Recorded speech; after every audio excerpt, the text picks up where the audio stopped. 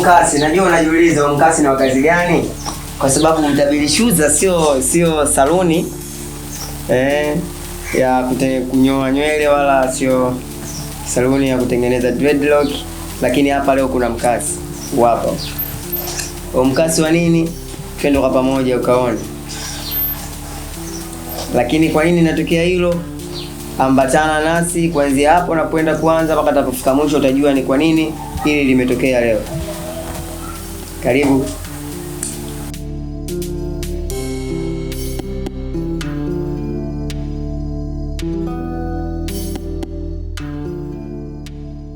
Leo ndo siku pekee ambayo sitoweza kuisahau katika maisha yangu, kwa sababu hizi nywele nimezitunza kwa miaka kadhaa. Nimezigaramia kwa miaka yote hiyo. Lakini leo kwa hiari yangu nimeamua nywele hizi kuzipunguza au kuzitoa. Yote ni kwa sababu tu ya kuikamilisha sinema yangu ya Sio Mimi. Nimefanya sinema nyingi sana ambazo sikuweza kufanya hichi ambacho leo nakifanya. Lakini leo kwa hiari yangu nimeamua kufanya hichi ninachokifanya kwa sababu ya kukamilisha hii sinema. Hii sinema ina umuhimu gani kwangu? Ambatana na sisi tutakapoanza kuiweka sinema mpaka tutakapoenda kuimaliza. Utajua kwa nini hii sinema imenisababisha mimi nifanye hivi. Na litukio sitokuja nilisahau, kwa sababu hizi nywele mimi zilinipoteza vitu vingi sana.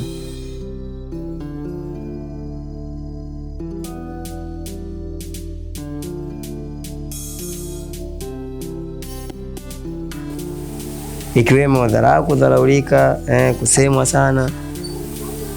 Mbona, lakini pia vile vile hizi nywele mimi zimenipeleka mbali sana. Zimenifanya nitambulike, zimenifanya niheshimike.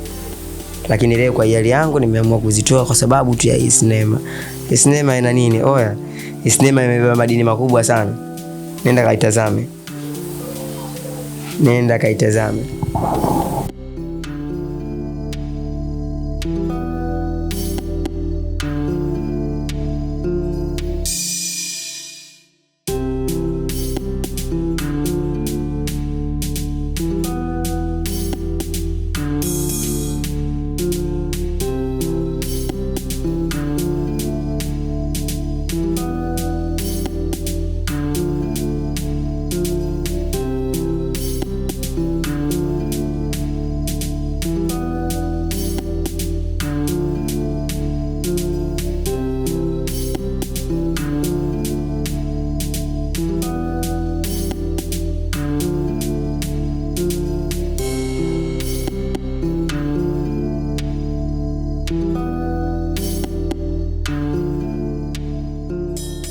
Mzigo umetoka kichwani.